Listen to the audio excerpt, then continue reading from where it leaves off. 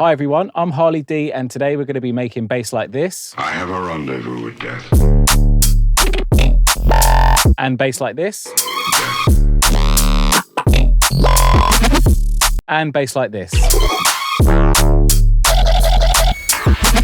Okay, so let's get straight into it then. Okay, so I'm just going to play the track then. I'm just going to play just a bit of it because it's quite a finished tune now. And I'll probably end up releasing this. So yeah, I'll play it from here and we'll listen to the basses that I'm going to be showing you how to make today. Maybe he should take my hand and lead me into his dark land and close my eyes and quench my breath. I have a rendezvous with death.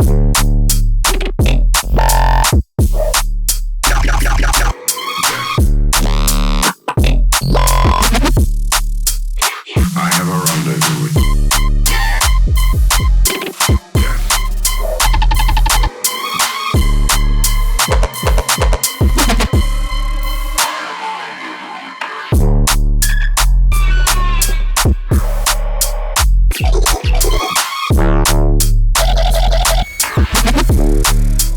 So yeah, that's the that's the track we're going to be going over today. And to start off with, what I'm going to do is just play this sub bass. This is the first one we're going to be making. But yeah, all of the presets that I'm going to be showing today, I'm going to leave them on Patreon. So yeah, if you remember, you can head over there and grab those. If not, follow along and we'll learn how to make these basses. Okay, so let's have a look at this sub bass then. I'm just going to play it in context. So yeah, it's that sub there. I'm just going to turn the processing on the channel off and take it out of the bus it's going through to. So let's just have a listen to it in the Serum patch. So as you can hear, it's just like a sine wave with some tube distortion. So yeah, I've got the sine wave from the basic shapes analog folder. Turned the random phase off and I've dropped it down by 2 octaves. So if you have a look at the MIDI is just 1 bar of D2. So dropping it down 2 octaves gets it into the sub region. And LFO1 is modulating the level, so the volume of the oscillator. So essentially it's going from 0 and I'm just putting it all the way up to 100. That means it's going to be starting, if we put the point up here, it's going to start at 100 and gradually drop down. So LFO1 is over 4 bars, and I've set it to trigger mode. But we're only going to be using a bar of this essentially here. So it's going to only go from this hit to here. So it's only a gradual drop in volume. It's probably going to be going from there to there because we don't want to bring the sub right down to a low level because we want it to be really powerful, but we want to give it that illusion of decaying. So having this small amount works. And what I'm also doing is putting this LFO onto the tube distortion. So I've got the mix at full and I've set the drive to standardly start at 57. And then if we go to the matrix, you can see that it's actually going up by 28. So it's actually going to be starting here and then dropping down a bit to create that decay in the harmonics as well as the level. So it creates that overall sort of cohesion to the patch. So yeah, let's have a listen to that now. So it's not too obvious here. Most of it's going to be coming from the post-processing. So let's have a look at that. To start off with, I'm going to be driving the signal by 15.3 dB because as you can see, the master's set to like halfway, so we've got quite a lot of headroom on it. So now we can actually hear it. And let's have a quick look at the levels. So it should be close to about -6 at this point. So it's at like -8, -7. So we've got a little bit of headroom before I get it to where I want it to be almost. So yeah, that's just bringing it up basically. And in terms of the master bus, the master isn't really adding a lot of level onto this. I'll just show you what plugin is on the master. I've got another newfangled audio plugin called Elevate, and that's got 0.4 dB of soft clipping and about 1 dB of limiting. So that's the only plugin on the master bringing the level up of everything. So just as you're aware that it's giving it a little bit of gain on that, but not a lot. And next up on the sub bass, we've got Shaper Box. So this is where most of the sound's coming from and the shaping. So we've got the volume envelope to start off with. This is going to be helping it sidechain to the kick. And there was a little click I was noticing. So I've just used this tail at the end. So it's over 1 bar, as you can see. So when it gets to the end of that 1 bar, it's just going to like decay out in terms of the volume. So it's going to stop it from bleeding into the kick transient where that little click was. And it's also going to sidechain it to the kick here. Next up, I've got the drive module from Shaper Box. And what I'm doing here is not affecting anything below 100 hertz, but 100 hertz and above is getting the sine fold distortion. And I've set the point like this. So once again, we've got that common theme going where it's just decaying. We've got a lot of saturation here and then it decays out. So if we have a listen to how that's working, so you can hear we've got some more harmonics in the mid-range being generated now. The drive's at 29%, the grip's at 20%, accents at 1.08, and then I've pushed the output here by 8.5 dB, so that's going to bring up everything above 100 hertz by 8.5 dB. And next up, we got the filter. So this is going to be the final part of it. As you can see, it's over a bar again, and I'm basically using the low-pass filter. So when it gets halfway through that bar, we're going to start to get the low-pass filter come into action and start to reduce some of that mid-range frequency. So if you have a little listen now, you'll hear. We get that nice decay at the end of the sound now. So it comes with a lot of mid-range and it drops out. So you get a more pure bass tone at the end. So it creates a nice decay to the sound. You can see the settings here. The cut-off's at 423, mix at 100. They've got the distortion part here at 18%. That's how this sound is made. And then after that, I've just got an EQ pushing up it's about 350 hertz by 4 dB. I set it to F4 because it's around about this note that I wanted it to be pushing up these frequencies at. Just to bring that mid-range out. And then it goes through to the bass bus. So the bass bus in this project is just for all my elements with sub in. Everything in the mid, so the mids didn't go through to any bus on this one.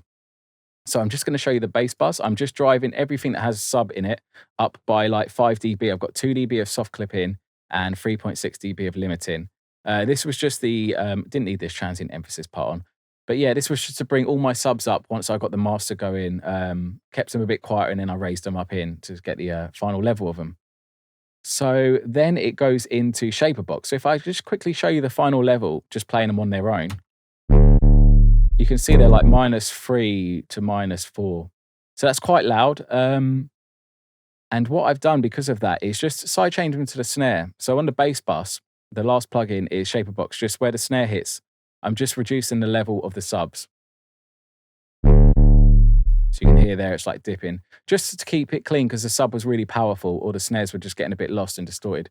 So that's the processing for that. Let's have a listen to the next bass we're going to be going through. Dun, dun, dun. This one here. So it's like that talking bass. It's being laid up with a sub. So I'm just going to go through that quickly. It's the exact same one as we just went through. The only difference is on the shaper box module, I've turned the drive off because we're going to be having low, mid and mid frequencies with the talking sort of bass that we're going to be putting in there. So that just stops us generating extra ones basically. So let's have a look at this one then. It's called Mid X for some reason. So that's with the EQ on. I'm pretty sure I've only used an EQ on here. So it's over here. If I just bring this over here, I'll turn that EQ off. We're only using this one EQ on this channel. So you can hear the patch is pretty much the same. We're just taming the tops and the low end and just doing a bit of EQ in the mid-range on this post-processing. So let's have a look at the patch. I'm just going to put that there. Right, so to start off with, we've got oscillator A as the sine wave. I'm just going to show you the MIDI. Again, it is D1 this time. And I've dropped the sine wave down by 1 octave. The level is set to 0, and the wavetable position is set to 1. Random phase is off. And we've got the AM from B on. So let's just quickly have a look at LFO1, how that's working first. So LFO1 is going to be sent to the level from 0 to, let's go to the matrix, up to 66 on the matrix. And I'm using this shape here. This is going to be shaping the attack of the level, the volume of oscillator A, and then decaying it out. The rate's over 2 bars on trigger mode. And then I've got the AM from B set to 25. And then it has got this macro down here being put on it, but we're going to go over all the macros last because that's going to be a cool way to really change this sound up. We'll look at the macros last. We'll just get the bare bones of this patch made out. So oscillator B is going to be FM Freak from the digital folder. As you can see, you can just choose it there. Turn the octaves up +4 and set the wavetable position to 73 and turn the random phase off. The level's going to be at 0 because we don't need this to play out. We're just going to be amplitude modulating it into oscillator A essentially. That's the basic setup of this patch in terms of the oscillators. So let's have a look at the effects. And I'm just going to take the effects off and play it, just to show you what it sounds like without the effects on. So it doesn't sound like a lot at all. And what I'm going to do is go through this now the way I normally make it. So I'd start off with the distortion. I've got the signfold on, and the drive's at 31, and the mix is full. So let's have a listen now. So we're starting to generate some extra harmonics in it, bring the level up. And then I've got the multiband compressor on. So now it's really coming out. You're hearing the top end more. It's all getting squashed together more. The threshold's at minus 7.6. The ratio's on limit. The attack's at 0.1 and the release is at 0.6. And the gain's at 15.5. So it's really aggressive settings to really get the most out of it and, get some harmonics being generated here. So next up, I would go to this EQ. So that's just to tame it. As you can see, I've got the frequency point set at 2376 there, and I've turned the gain down by like 23.8 dB. Just where that's around about that 3K region where it can get pretty harsh. The Q's set to like 44. And next up, I'll just put a bit of stereo width into it at the end of the chain. So the mix is at 46, the size is at 0. We could turn that mix down a little bit. It's quite wide. Maybe like 40 or something like that. And I've got this unison on 0. The mix is at 43, detune's at 53 and 52. I don't really think that needs to be on. No, it doesn't. And then I'm going to go into this filter, the Scream LP filter. So the cutoff set to 652, the resonance is at 0, the drive's at 22, and the scream's at 39, and the pan should be at 50, not 55. So let's have a listen to what that does. So that creates a nice gel to this sound now. Okay, so let's have a look at LFO2. As you can see, I've got it set over 2 bars. I've got the delay on 1/8 triplet, and it's on trigger mode with these options selected. So yeah, that's going to the scream function on the filter. That's starting at 39, and if we just have a look on the matrix, it's going up by 50. And I'm also sending LFO2 to the phaser feedback. So that's starting at 91, and that's going up by 45. So you won't notice if I was to bypass that now, you wouldn't really notice it.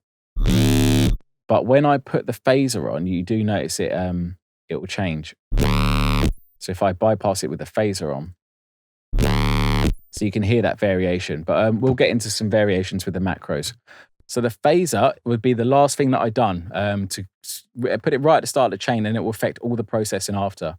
But yeah, the rate's at like 0, the depth's at 0, the frequency's at 2747, and the feedback's at 91, and the phase is at 180. So that's how we get to this sound, but you won't have it sounding like this unless you sort out the macros now. So if you turn this macro 1, call it variant, all the way to 100% and then map them like this. So you just basically click on here and then you drag them to where I'm going to map them and show you. So if we start off putting our first one, remember you've got to put this to 100 onto AM from B, and then go to matrix and you set the AM from B here to minus 15. So that's going to be our first macro. And then if we go to our effects section and we put the macro on the scream function there, and we go to the matrix, where is it? So set that to 48. Let's just make sure that is correct. There's so much stuff in here. Yep, it is. And then let's have a look at the last one. So we've got the last one being sent to oh yeah, the drive of the signfold. So yeah, throw that on there and then go into the matrix and set the drive to -6. So then you'll have it sounding like that. And then you can move this variant macro like this.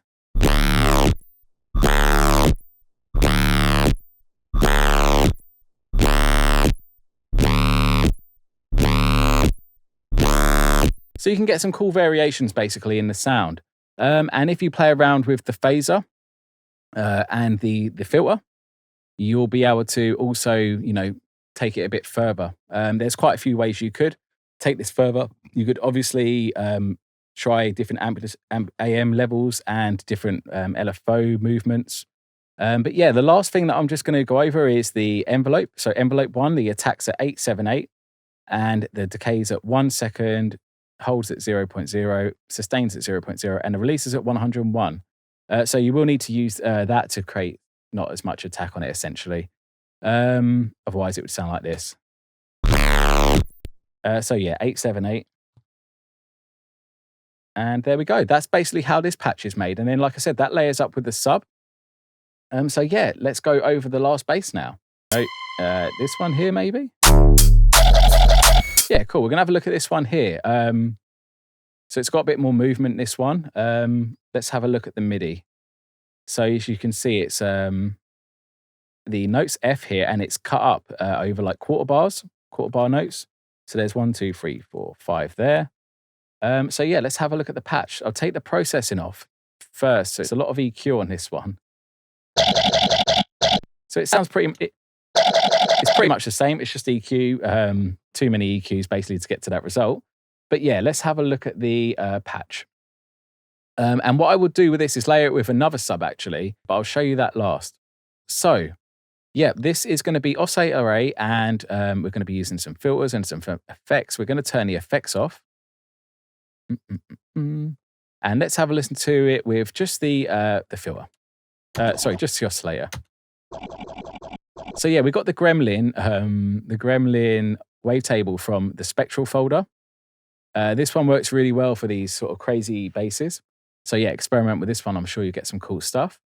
I've dropped it down by -4 on the octave. Set the unison to 2 and the detune to 0.16. You don't really need to worry about the blend. 47 no. The random phase is off. The wavetable position is set to 63. And the level is at 3.4.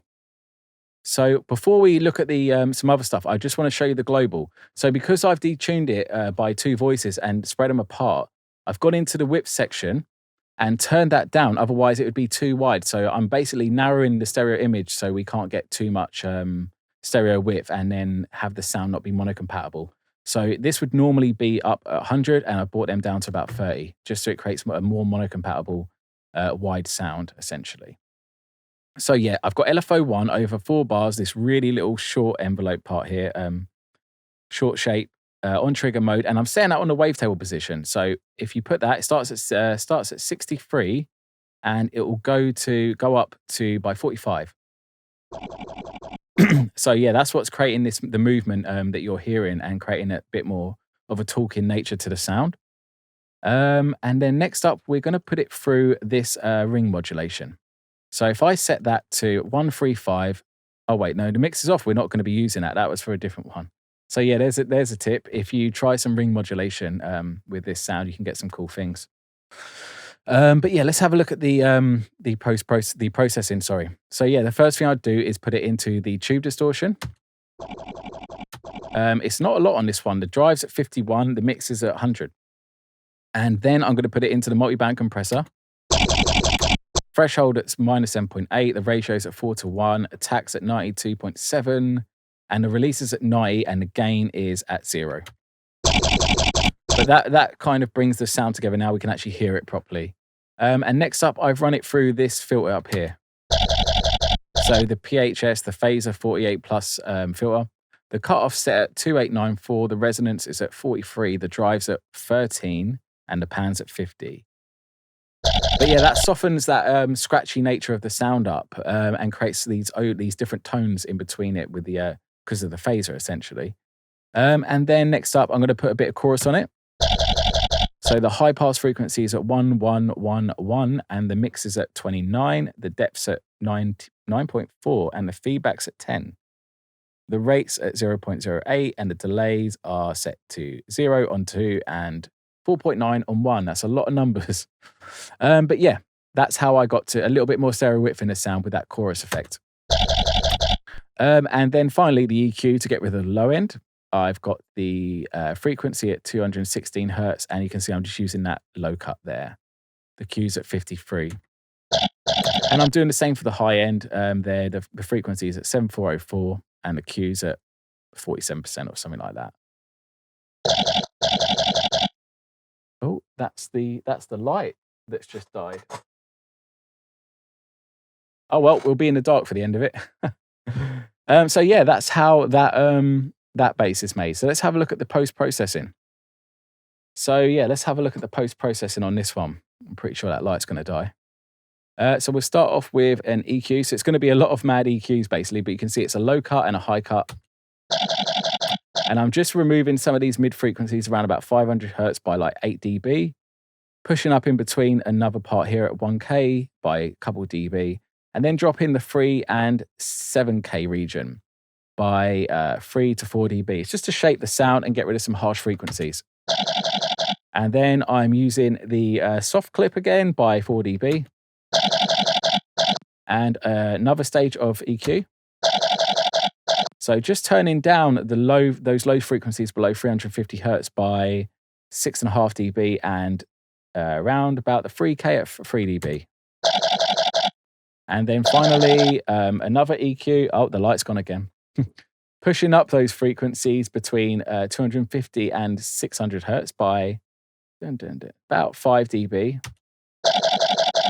And finally, one more drop on the 3K at about 1 dB. So you can see quite a lot of EQ that's pointless. No, but it's basically there to get me to the end result in terms of when the mix is all together. You know, you get the sound there, and then you can do all these EQs to get your mix sounding how you want it. Obviously, that's being layered up with a sub. If we just have a quick look at this sub here, it is just literally a sine wave with these two harmonics drawn in. And the last thing I did with this bass here was just to layer it up with some white noise. Basically, I'm pretty sure I found this from one of my Patreon sample packs, actually. So what I'll do is I'll put it on the preset download folder. But yeah, I think it was made in Phase Plant with some ring modulation. But yeah, let's have a quick little listen.